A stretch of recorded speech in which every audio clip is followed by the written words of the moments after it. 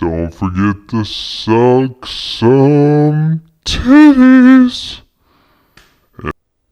I have less motivation than ever to get a job. I am starting to have that bum ass mindset. I'm not going to lie to you. Am I going to stick with it? No. But you know what I will say? I've learned over this process. I've been unemployed for almost 2 months now. And I'll be very frank with you. You know, I've gone through phases of applying for jobs, but you know, it's really, the more you are out of it, you realize how stupid this cycle of life we have created. Not the importance of having a job and everything it does for you and all that good stuff, the structure, the purpose. But that's the problem. Our purpose is destined based off what is offered to us, not some we seek out in most cases. It really is this unnatural way of living. And I hate to be this ungrateful, pig out here, this bum. But I'm going to be honest with you, it's really hard to want to go back into that life. Because you're just doing it so you can pretend to dream of something bigger. You put some money aside to pursue one thing. It really is just this vicious cycle of, it just really ain't, it really ain't all that.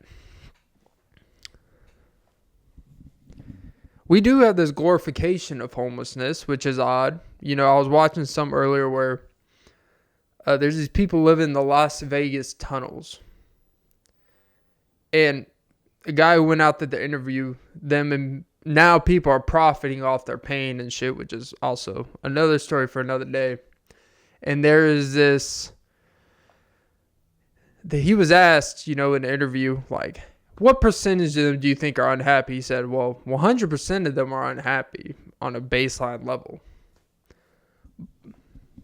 And I would say, yeah, 100% of them are probably unhappy. And I think it's probably for different reasons than people think. Obviously, every situation is different. I will say that I think a lot of there is unhappiness to accept that this is it. Whatever your accepted state of that point in your life. And when you got to that point, you just accept this is it. But there's also a relieving factor of that. You kind of accept that high, aspirations of some are probably out the window. It's hard to get a job when you live in the tunnel. You just gotta have tunnel vision. That's what they say. You just gotta have tunnel vision and have a vision and all that good shit. I will say, not to get off top, but back to the point. I really see that it's really this 9-to-5 job cycle is. I understand why people feel insecure when people, they have this perception of how people perceive them for not having a job, being unemployed. There's this weird perception of it. I think a lot of that is a lot of people out of anger, man, I wish I could just quit my job. There is some, I wish I could quit my job, because there are people that can financially quit them job, but the perception of them potentially losing their inner circle, losing friends, losing a partner, losing respect from people they care about would dwindle, and that would be too much for them to handle. I think one thing about me, you have to be built built different for this unemployed life, It's kind of a fucked up, they say, you will find ways to rationalize the way you live. You will find ways to rationalize your incompetency by putting somehow what you do on a pedestal and tearing down others. And I'm not doing that. What I am saying is, I think unemployment's not for everyone, man. It is a interesting. You see a lot of people praise you at first, and then over time you start kind of seeing like how people really see you, how people really view you. A lot of people think you're just wasting your time doing X, Y, and Z, and that's okay. And that just comes with the territory. Yeah, I don't know why that was on my mind. I just see a lot. We have this heavy obsession. We have this heavy intrigue with people getting laid off. I saw a video of this, this lady. She did a remote tech job. I just got to tell you, if you are remote, you are probably one of the easiest people to lay off. There's no barrier of entry. They just have to do a Zoom call, send you an email, say we have to talk, put all your severance in an email. Everything you need to access is online. You have to come to the office. There's no barrier of entry. So that's the thing people got to be careful of. Like, everyone wanted to work at home and remote and stuff, and that's all great and all. It also makes it where it's easier to fire your ass too, and not really have to have that real conflict. It's really hard to make your point over a Zoom call that someone just press the red button and it's over,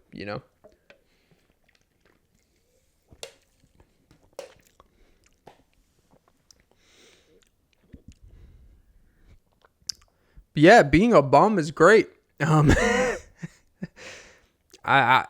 starting to understand why people are like, I understand, like, when you hear the people, like, I used to always be like, how are you unemployed for 6 months? It's not that hard.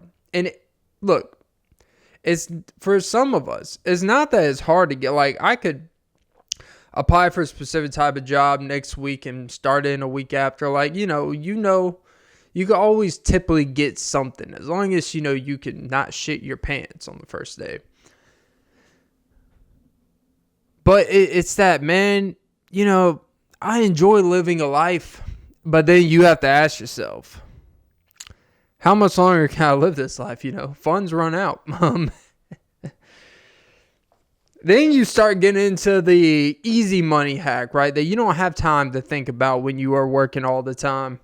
Like, you start thinking, the stuff that you just do on your computer, you just do stocks, trading, multi-level marketing, selling. You start doing the stuff that's just all on a computer that you think just takes a couple hours. Like, I was going to start day trading today, for example, right? Because I had a friend tell me about it. And I woke up late. I was like, I'll probably start it tomorrow. I'm going to really do more research, create an account, really put a decent amount of funds or really get a good starting point, understand what the fuck I'm doing. And I went online today. I'm like, day trading, you think about what it is. You are basically manipulating stock, high this, sell, buy. You're like, something about this doesn't feel legal. I go online. Is day trading illegal? It says no, it's not illegal. But your account will be tracked, whether it's a day trading in, a long-term regular trading brokerage account. Not to get too in the weeds. And I'm not an expert. This is literally just some 30-minute, hour long of looking around shit.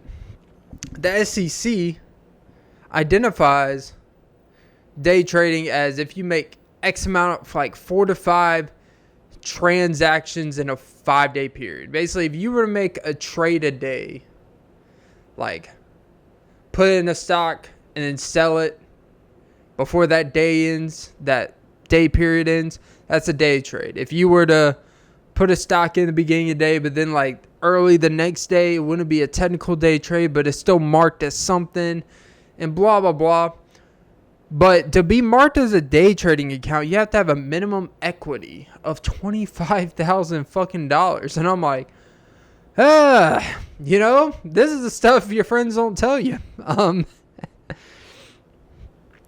And I'm like, because what if I would have went out there, made a couple cool trades, like, oh man, I'm making a few $100 profit today, and then next thing you know, 4 days in, E-Trade is like, hey, we're freezing your account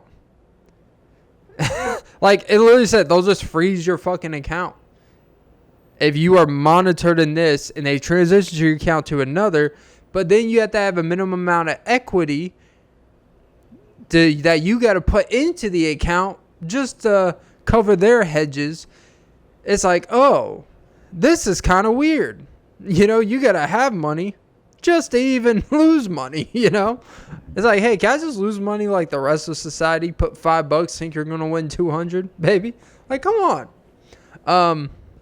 And that's the thing, you know, you start having too much, like, what are easy ways to make, like, you know what, if I just had the time to learn some stocks, why the fuck couldn't I? Then it's like, oh, you don't know shit. And, you know, what if you start gaining momentum, you start making money, and then they freeze your account, some out of your fucking control, and you don't have enough money to even start, boom, because that would be the best. Like, honestly, if you were able to day trade the stock market, I don't even know if that's a legal job. Like, it feels like, honestly, like, it feels like there would be a lot of people doing this. And there's a good amount out there. You could find them. But it's not their only job, right? So it's almost like, okay. It shows like, it's almost like if you were a professional gambler. Like going to casinos and shit. Which also, by the way, like, you know that casinos are rigged and all this shit. Whatever.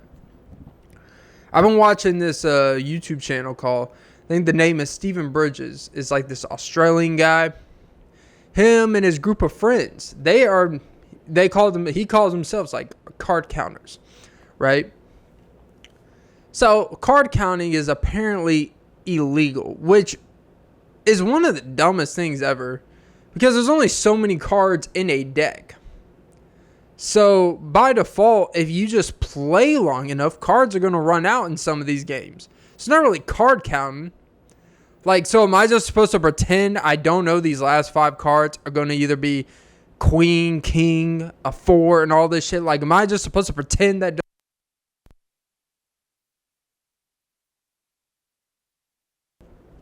But it's stupid, right? And now, look, I'm not a professional, so any professional card counters in there, wipe my ass with your queen.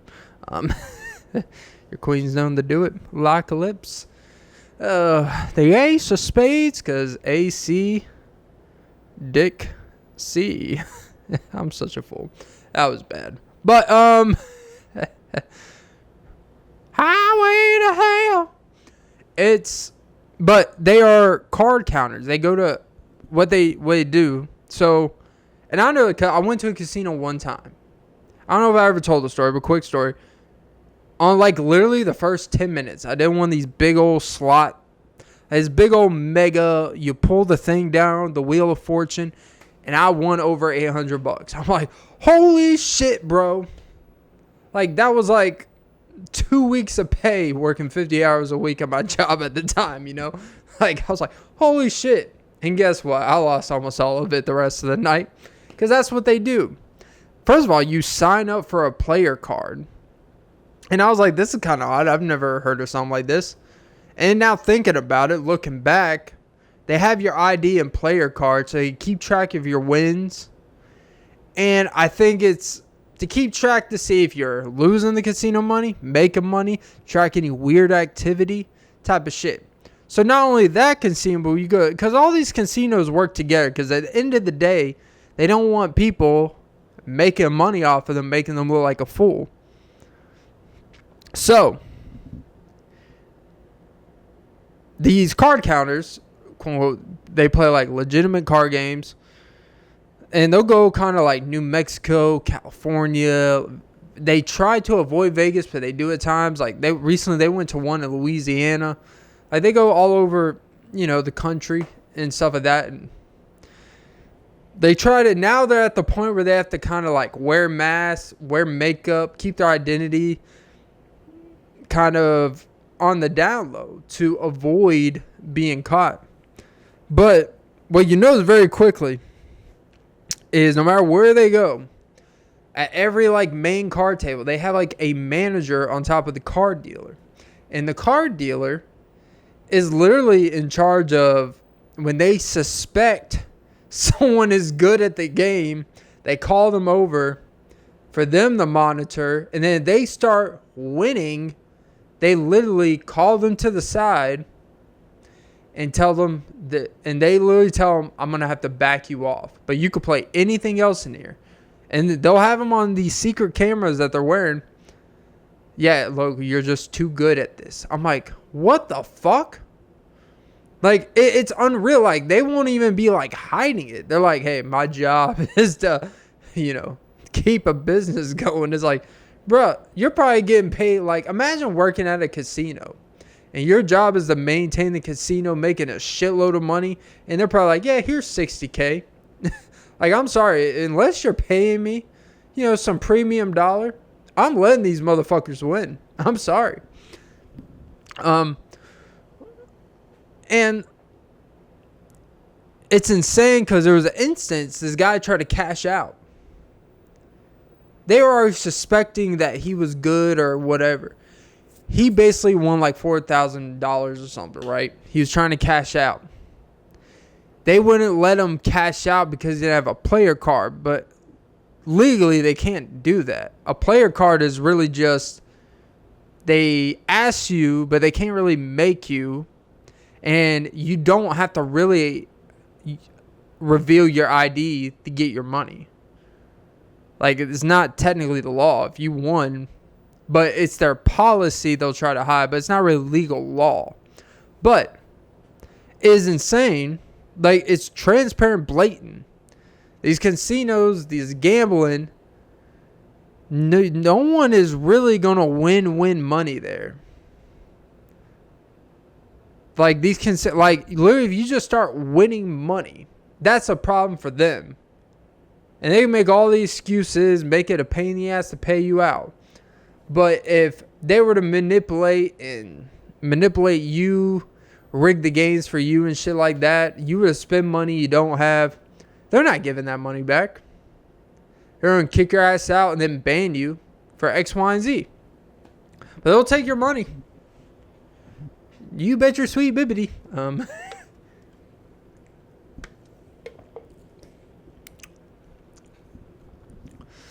It's crazy,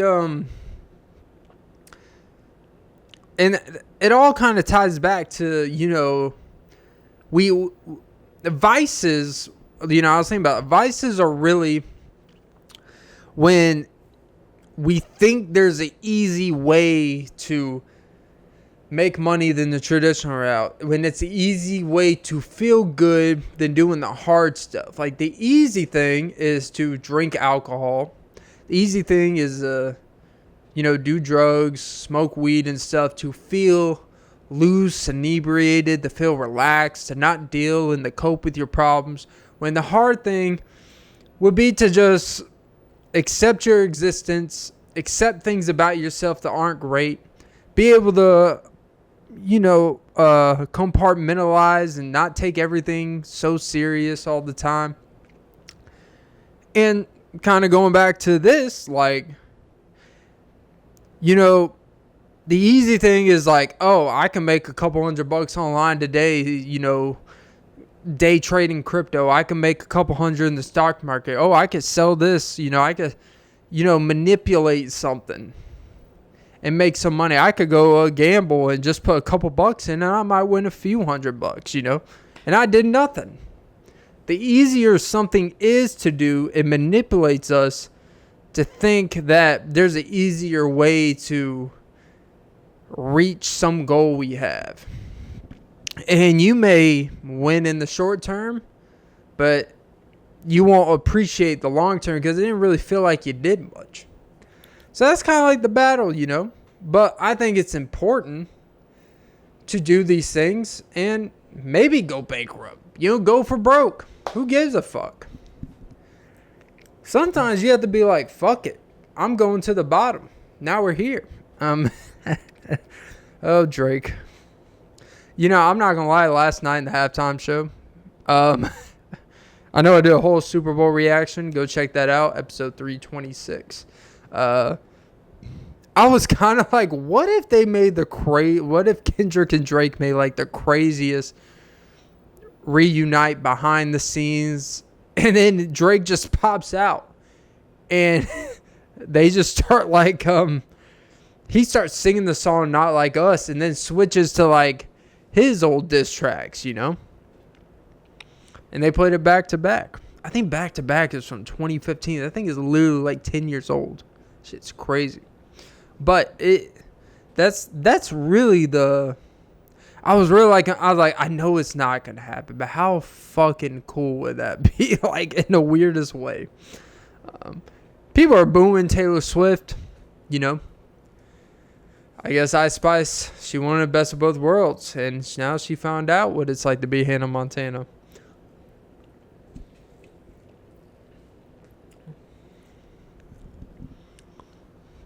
But yeah, it's fun out here though. God, passing so much gas these days.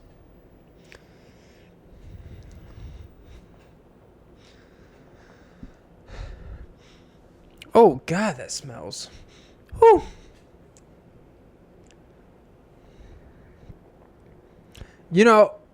They say podcasting is a thriving business. I think it is your podcast is either booming or it's dooming, Because, I admit, like, my podcast has hit a lot of, a decent amount of fluctuations. At first, it was pretty, like any podcast that first starts with no promotion. It was pretty, not many people, right? Then I hit a wave where I was getting, like, I had a couple episodes that popped, like, thousands downloads per episode, which was pretty cool. And now it's kind of regressed back over time because I kind of did an image change. I wasn't as consistent with it. And it is really cool to be in a new season, Oh, God, I'm already starting to sound like one of them people. You got to enter your new season to change or nothing will change, If you fly with the weather will fly away from you. And you're just like, shut the fuck up. But, I think it's important to embrace change. And, yeah, embrace it. Embrace debate. Oh, here's I actually, I wrote this topic down weeks and weeks ago. But, there's been stuff coming up, stuff. But I had this thing, and I wanted to do a more in-depth research about it. But, I was like, you know what? It seems like now's the right time to talk about something. So, I literally wrote down my notes, right? Max Kellerman, going off ESPN First Take, there's been many iterations of First Take. There was the Skip Bayless cold pizza version where it was like him, I think Rob Parker and Jalen Rose and Dana Jacobson and Jay Crawford as the host. I remember, and then there was the second iteration where it became like a little bit more of First Take, where it was, it became basically, I don't know why they would have two hosts. It was kind of weird at the time.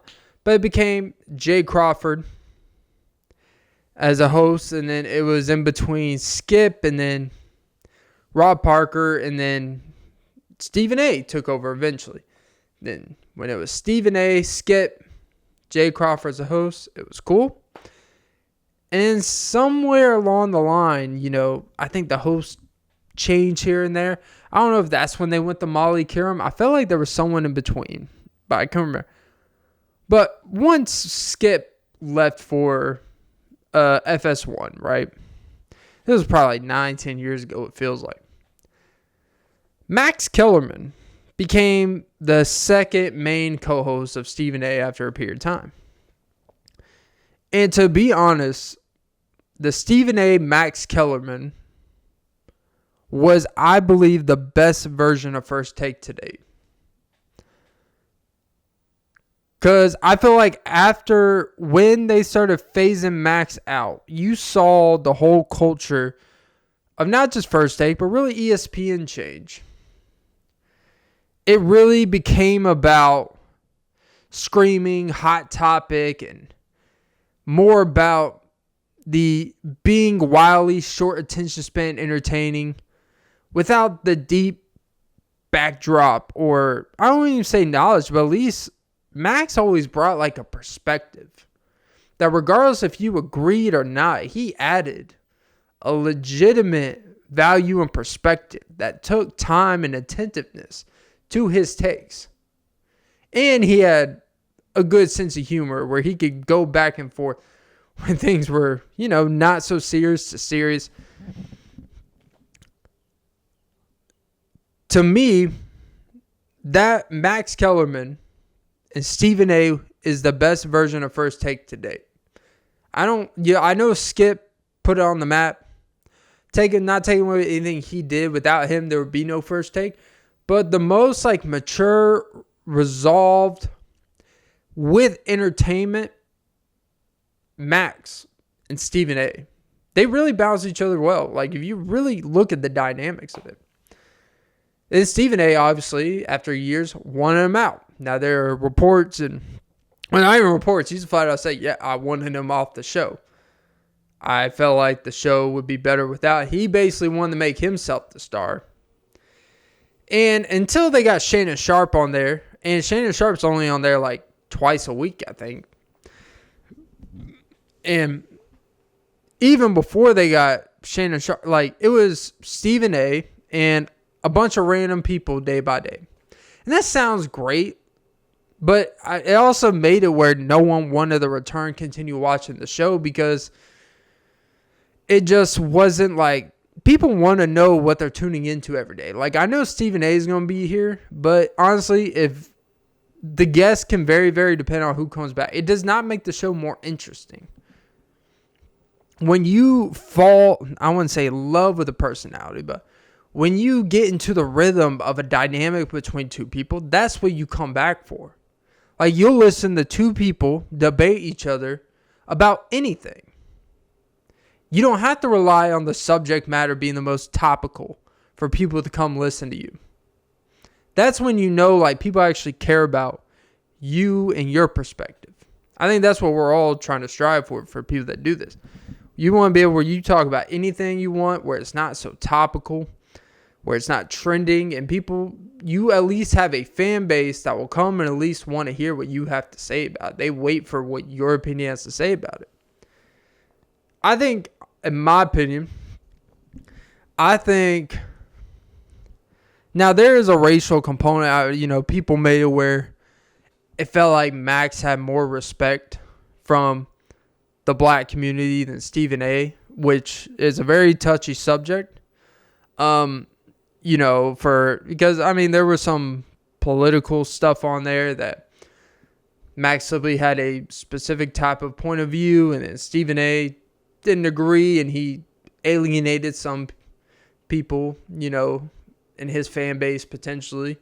And that kind of turned people off. And then the Terrell Owens thing is, I think, what really put it on blast. Max never made it like he was trying to be something he's not. Like, you look in the background, he's from New York.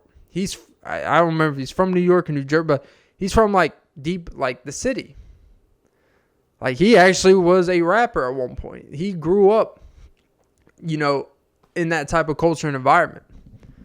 So, but he didn't even try to act like what you would perceive someone who's trying to appease, a culture or anything like that.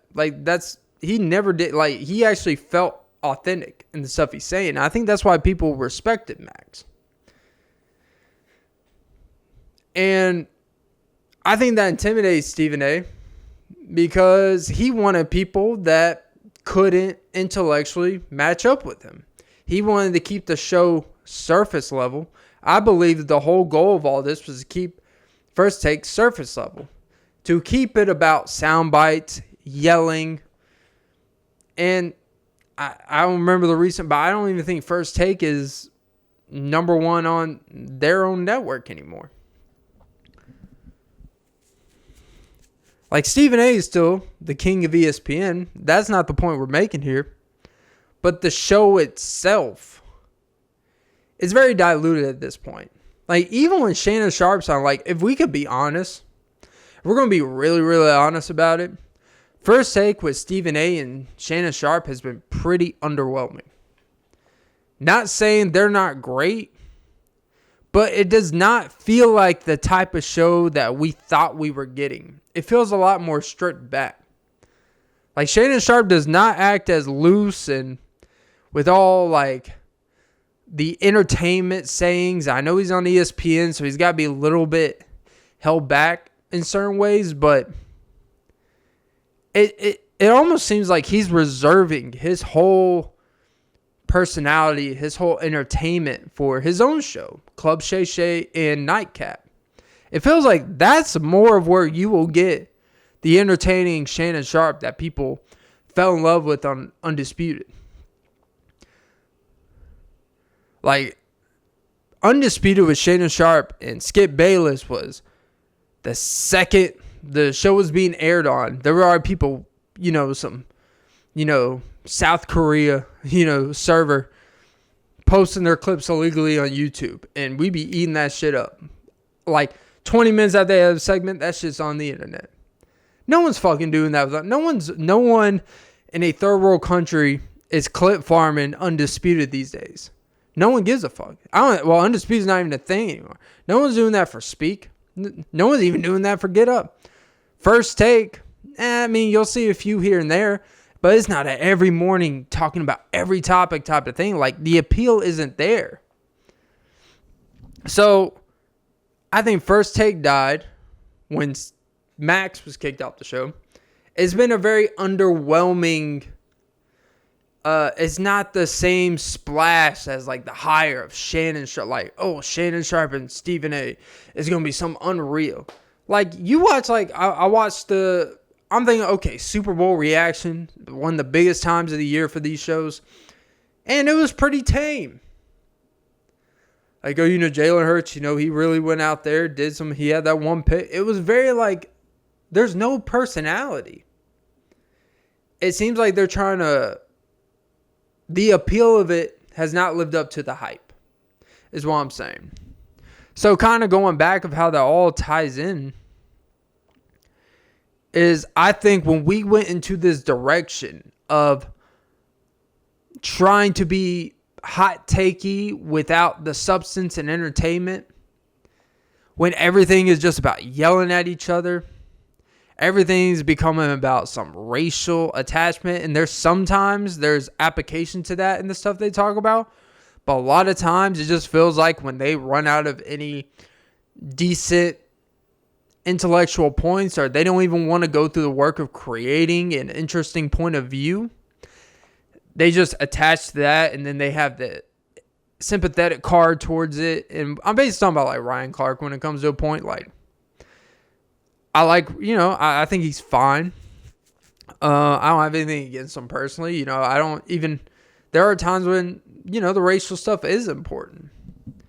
But, the stuff with, like, I think it's like, if Lamar doesn't win MVP, it's like, well, he's won twice. I love Lamar. I wouldn't have been mad if he won it this year, but, there was plenty of other good candidates this year too. Josh Allen was a pretty worthy candidate. Me personally, Saquon Barkley probably should have been more of a person who should have won it. And that's a bigger issue in terms of voting and stuff. But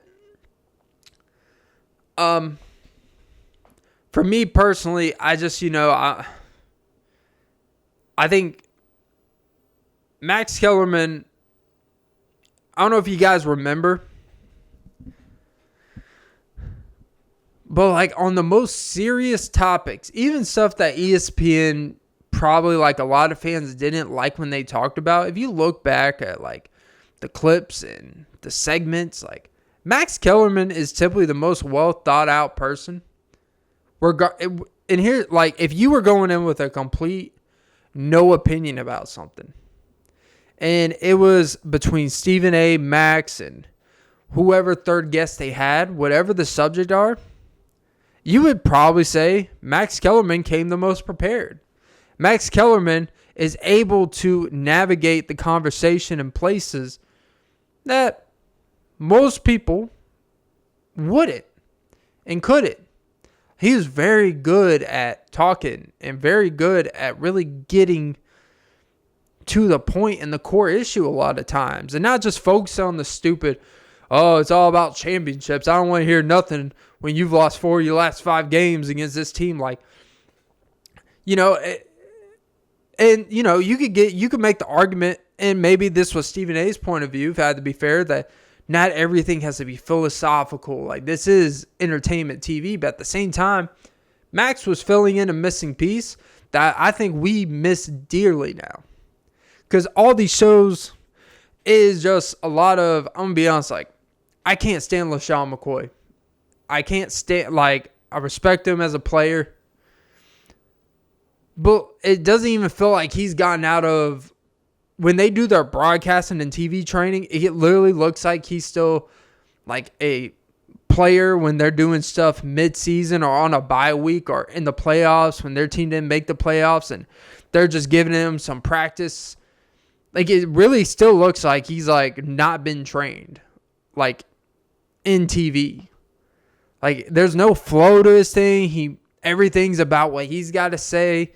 He's focused on being a hype man and all this stuff. And it's like, bro, relax. You're next to Chase Daniel. Let's relax.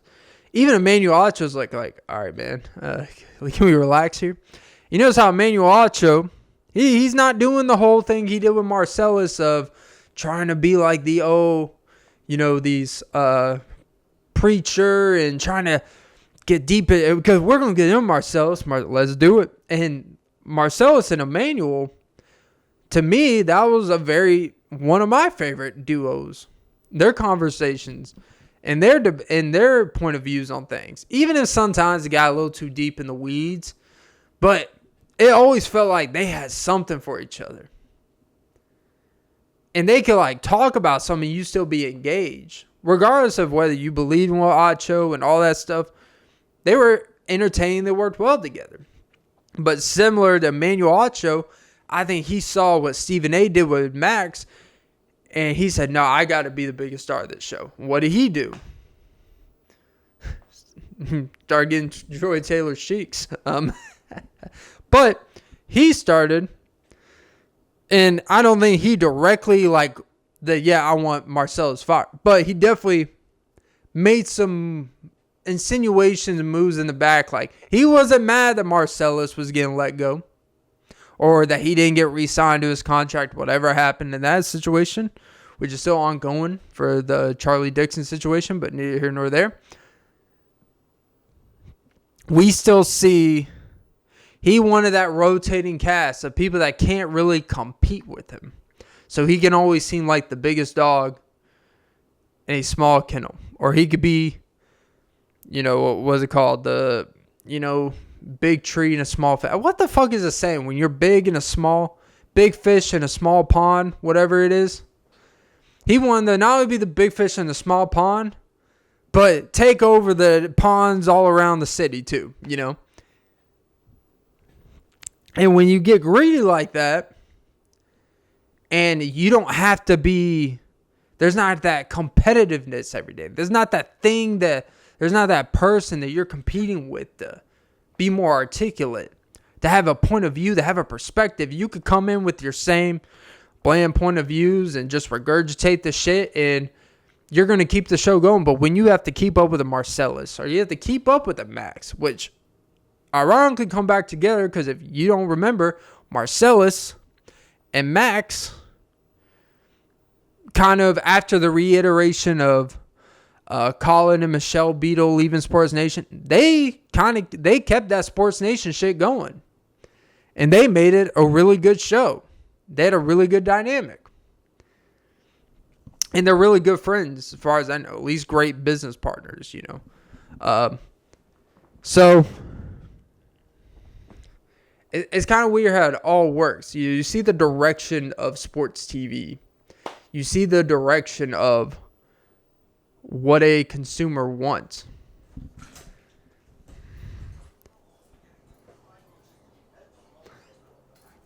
And when you get into that consumerism mindset, your point of views become very dumbed down. When you have no competition across and you debating what you're doing, everything becomes dumbed down. And when you're dumb though. I'm a fool. But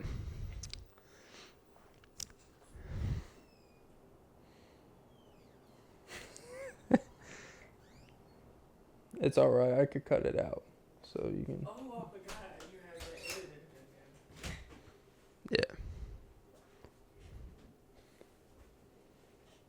Yeah. Edit here. But I'm kidding. It's all staying in. You ain't fooling nobody. Yeah. Nah, but you know, that's the thing when, and it's more than just sports media. It's like all television is the same, which is why there's no interest in anything. No one gives a fuck about what Sonny Huston's corrupt, doctor has in place for us. Running insurance fraud. Yeah, they want you to pay for insurance just so they can use it as fraud. And funny how that works. It's always the damn plastic surgeons, even though their wife looks like they need it. She got the wrong view, if you know what I'm saying. I'm just kidding. She's not a bad looking woman. Just her personality. Ugly. It's ironic her name's Sunny, but her personality is muggy. More like soggy. Soggy blue waffles. I love disgusting the people around me. But no, you know what? Hey, you know what? When you know about your husband's operation of running a whole fraud circle, and then you want to sit here and lecture people about morality, and you know that shit's going on, I have no bones to pick with you. It's always the people that are on these big television corporations talking about, Bernie Madoff's terrible. And then you find out that their husband is manipulating the stock market when they're a public government official, Nancy Pelosi. And, I don't see any problem with knowing insider information, as your husband has a crazy success rate in the stock market, like 5 times, actually it's like 20 times above what the success rate of the average person with average information would know. Like, it's pretty insane. But hey, we're the assholes supposed to fund, insurance for them, right? And speaking of United Healthcare,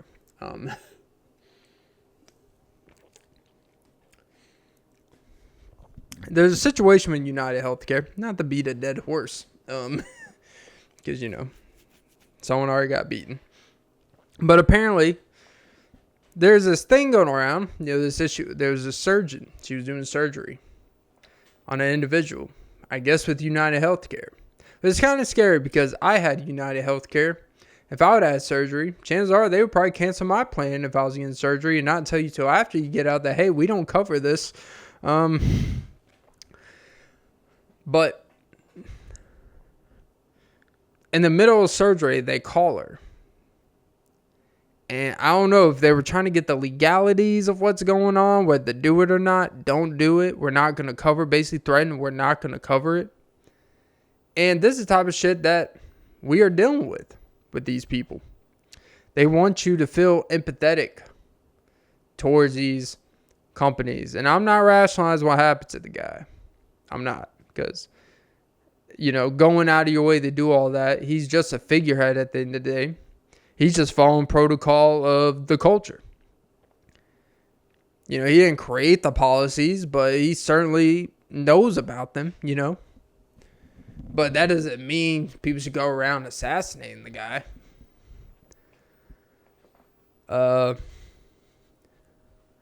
But you know, that's where you got to ask yourself, moral compass.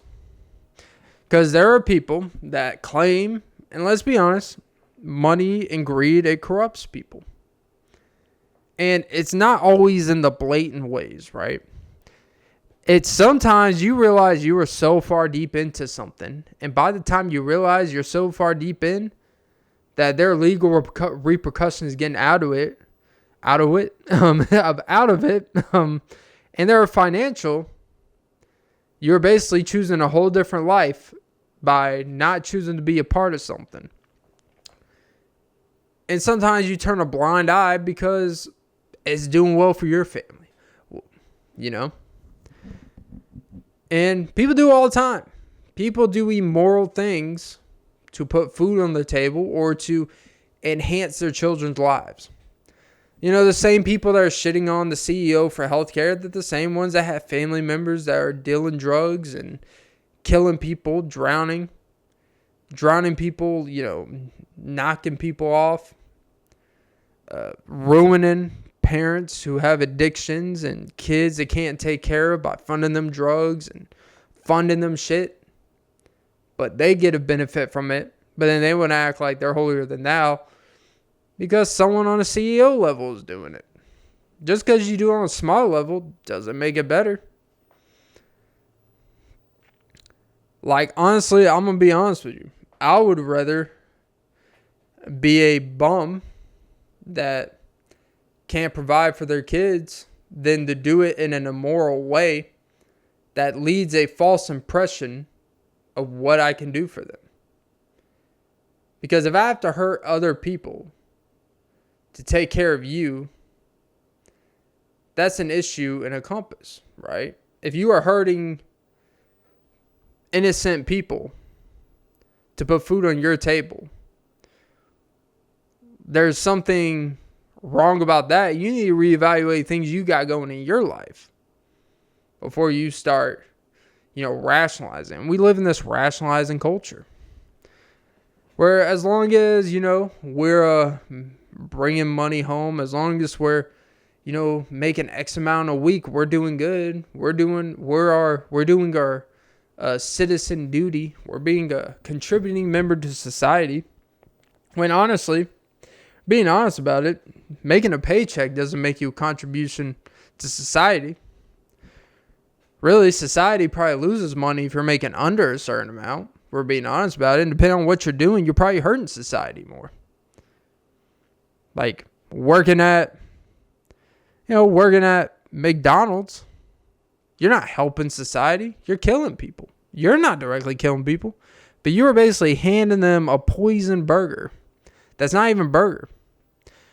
It's got more plastic in it than Pamela Anderson's butt cheeks in the Tommy Lee video. Good thing they did it by the ocean. The seals were going to die anyways. By the way, that seal commercial, Baja Blast. Why'd they have to do it? You don't have to ruin every legendary song. I almost felt bad. That seal commercial with him and that Mountain Dew, it literally felt like he was being forced. Like, hey, man, you're going bankrupt. You need to do this commercial, sell the rights to this song. We're going to embarrass the fuck out of this song. And you're going to have to pretend to be on a boat with people you don't want to be with. He's like, copy that. But, you really think about it. Not every job is serving a purpose, even if it's legal. It does for the individual. It does for that individual. But, we have too many businesses as is. We have too many places. Too much competition. That's why businesses don't last. Now, more competition makes it where you have to be on top of your shit, because if you're not on top of it, they'll just go to another. But at the same time, it doesn't even give businesses the opportunity to get their shit right, because by the time they get it right, they're 80,000 in the hole, and they're fucked. Which, like the worst business you go on these days is a restaurant. Like a sit-down restaurant, unless it's commercialized, you're fucked. I hate to break it to you. You're literally doing it for the love of it, and there's nothing wrong with that. But if you're going to open a business thinking like you're going to be like some multi-millionaire, you literally have a better chance of being a multimillionaire gambling on Prize Picks. I'm just gonna be honest with you. Unless you just have so much capital to begin with, but that's not the case.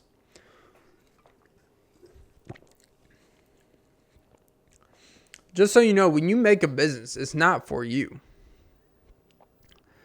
The bank does not care about how well your business does. They want you to take money so that you're always at mercy to them. And you have a reason to be in line and fought with the bank system as we made it, where you have to qualify, like you need permission. Think about how crazy it is. You could have $1 million of cash up front. A house could be worth $500,000. You can easily pay $500,000 up front, and they will still not approve you. It literally makes no sense. Because, we need to we need to make sure your credit, we got to see your history. It does not matter. I have $500,000 I could pay you right now and buy a whole nother house for $500,000 if I wanted to. And you're going to deny me for someone who has $400 in their account, but they have $10,000 in savings and they got 100 points higher on their credit score. It makes no fucking sense. It literally makes no fucking sense.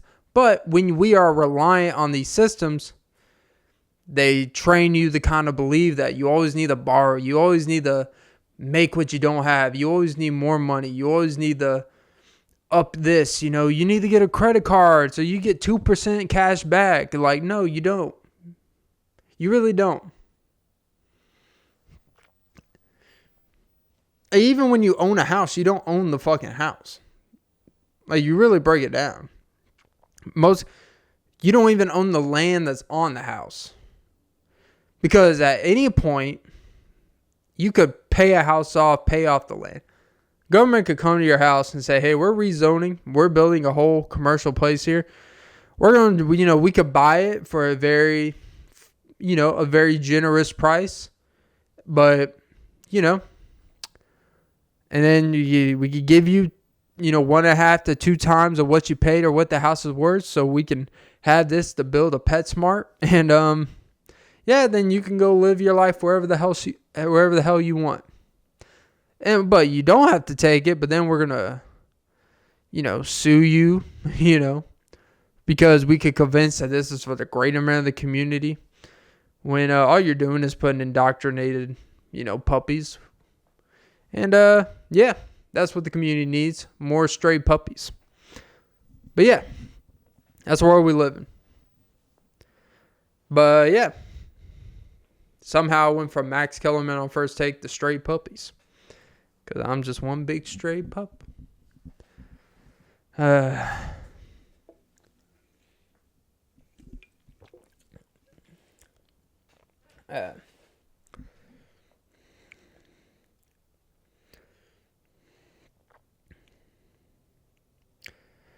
I was thinking about this. One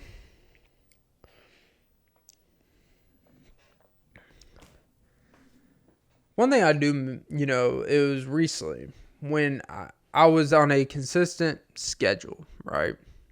It was at my old job. And by my old job, I mean I worked there for a week. But they would drive us out to a place.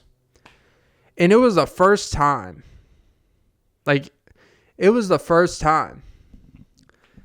That I was actually able to brainstorm without being interrupted, like for an hour plus, going into whatever neighborhood we were to sell, whatever. It was like the only time all I do is sit in a vehicle, not have to worry about anything, listen to what I want, and I had the opportunity to just brainstorm or write down notes. And I literally wrote down. I remember this is the day I was in the van. It was probably the day I got fired. And that's how life works. You're like, this is a pretty nice gig. And they're like, yeah, it is nice, just not for you. And I literally wrote down, because I wrote down this note. I could probably see the date too. But sometimes I write down these reminders to myself, like, hey, I'm literally using my pre-commute to think and brainstorm again. And I noticed what it did. Just having that 30 minutes to an hour, just writing down stuff, your thoughts, whether it's a deep thought or not, literally on the surface, like I'm literally sitting here and I'm thinking of things. Think about how crazy that is in today's world. You're just sitting there thinking of things, and that's a revelation to you. And I was sitting there, and I'm like, how many people take advantage of that opportunity? I was looking around. There's a lot of people drowning themselves in their phones, vaping, and nothing wrong with that per se. But it's always people trying to artificially inseminate their mind and simulate their mood, their reception, their receptors, not their vaginal receptors, their glands, their receptor glands in their kidney. I don't know. But it was fascinating to me. I'm like, no one just sits around and just appreciates a thought anymore. Well, some appreciate thoughts, but THOTS. Oh, Meg. She's a stallion. Yeah, we all have good thoughts in our head. But I was sitting there just thinking. And I'm like, this is the first time I've just been able to write an idea down. And really feel like it was a normal time to write down an idea where I'm not in a rush to do nothing. I'm really just sitting there thinking. So yeah, speaking of thinking, I don't think, here's a hot take, and this is legitimate. I'm not just saying, this is a legitimate thought. I don't really think anyone's that mad about whoever is really the president.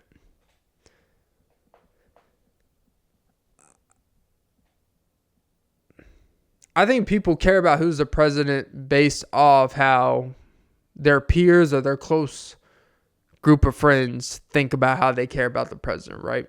You ever been around waiting in line somewhere and then someone is just sits there and they just make a comment about, well, that's socialism, and you're like, bro, you're literally wearing a t-shirt off of merch you bought. What are you talking about socialism? I don't think most of the people just be saying shit. Oh, well, that's capitalism. That's socialism. That's literally this libertarian. It's like, most people don't even know what this shit means. People literally just be watching Twitch streamers that debate Ben Shapiro once a year on these multi-debate platforms, and they just all of a sudden just have this hot topic of politics and ways of social thinking. And you really just be going in public places, and people just unnecessarily bring things that they know are going to cause, and they're just like, hey man, I don't know, I don't really give a shit. They're like, oh, you don't care? Oh, well, dude, that's the problem. You don't care. It's like, no, I don't care talking about this with you. That's what I don't care about. There are people that I would be willing to get into this with, not with you. Because it doesn't even seem like you know what the fuck you're talking about. It doesn't even seem like you know what the hell you're mad at, most importantly. 3, you don't even know what you would be happy with. Because regardless, these are people that are always unhappy with something. Because even when they get the person in office or the type of quote-unquote direction they want, the type of laws they want passed, the policies. Fuck. People that, they get people that are happy with deportation, then they're upset with people that are upset about it. It's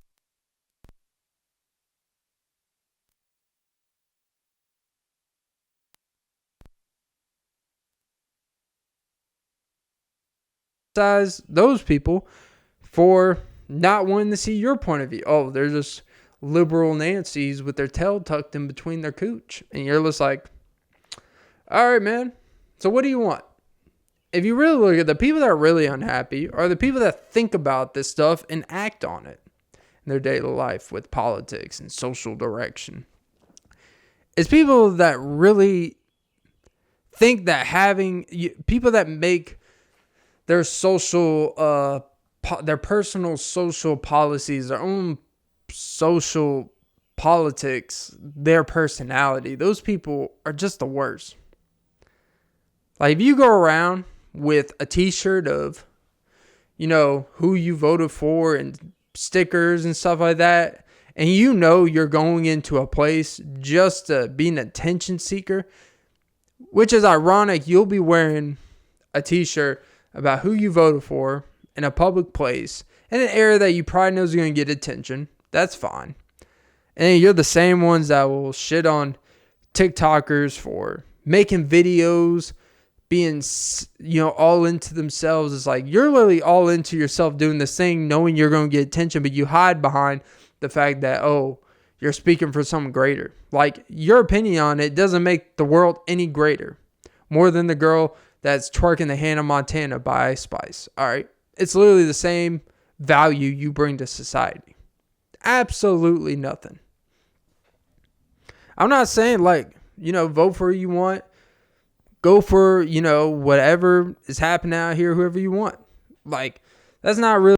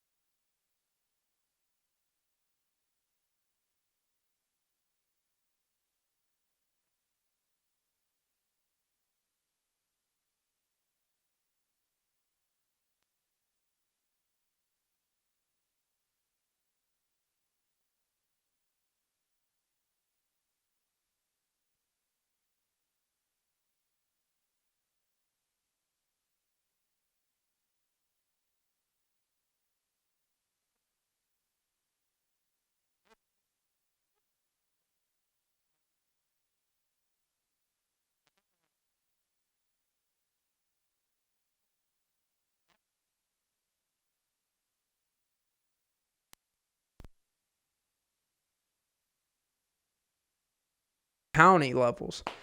Like, you're lucky if you get 20,000 votes. Like, I remember I saw some of this past. There's literally a county. They got 800 votes and that person won. It was and the other person got 500. No one gives a fuck. And that's the real, you need to put that same attention to that stuff. So I don't know. What the fuck do I know? I don't vote.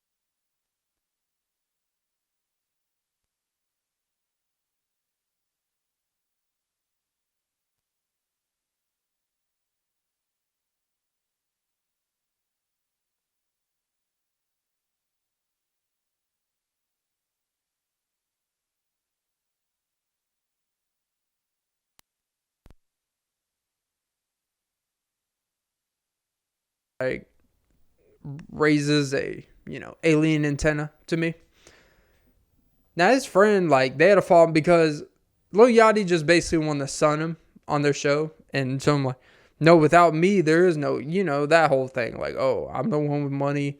I'm the friend with means. I'm the one putting you on. And the second you hear that from someone that's quote unquote trying to help you, that are trying to use a platform or putting you on, and they start talking like that to you, you need to automatically just be like, you know what, man, I'm good. And be fine with that. Because the second they don't have that power over you, then they really have nothing they can say to you. I mean, they could belittle you and whatnot. But once someone is in that mindset of, I put you on, oh, without me, there's no this, all this shit, like, that's when you gotta just, that's when his friends should be like, hey, man, fuck that. You can have this shit. I'll figure this shit out myself. This is something, I appreciate what you've done and everything like that, but I'm not sitting here begging you for nothing. Like, fuck that. But we live in this culture where it's, if you help someone, you're in this powerful position to kind of be a dick or a bully. And we empower that.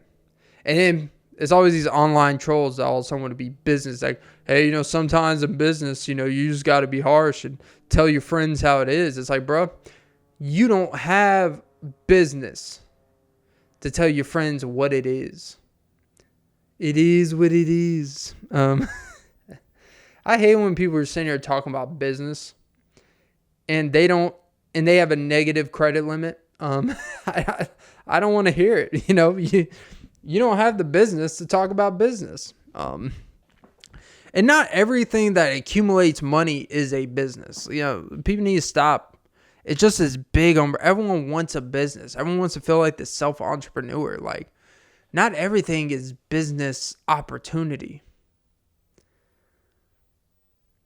And that's one of the things you got to be careful of when one of the people in the friends group, exceeds from a outsider perspective.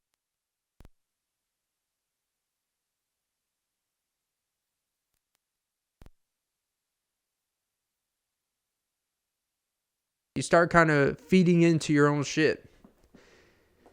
And instead of using that power for good to put people on in a good way, and not, hey, if things don't work, if you start like, hey, you know what, man, like, if you're someone who has that power, you just be like, hey, you know what? I just want to help you out, put you on. I'm not going to put you on blast or nothing, but, if you don't take this as serious, if you don't appreciate what I'm doing here, then it's good if we just don't do it. But it should still be a collaborative effort, right? But someone should never feel like just because you do something for them, they got to, get on their knees and put your wiener in their mouth all the time. You know what I mean? Like, that's not really how you build a good, healthy relationship. Well, at least not in business, you know what I mean? But nah. It's just odd to me that we have Lil Yachty is a great example of, look, success from a young age, all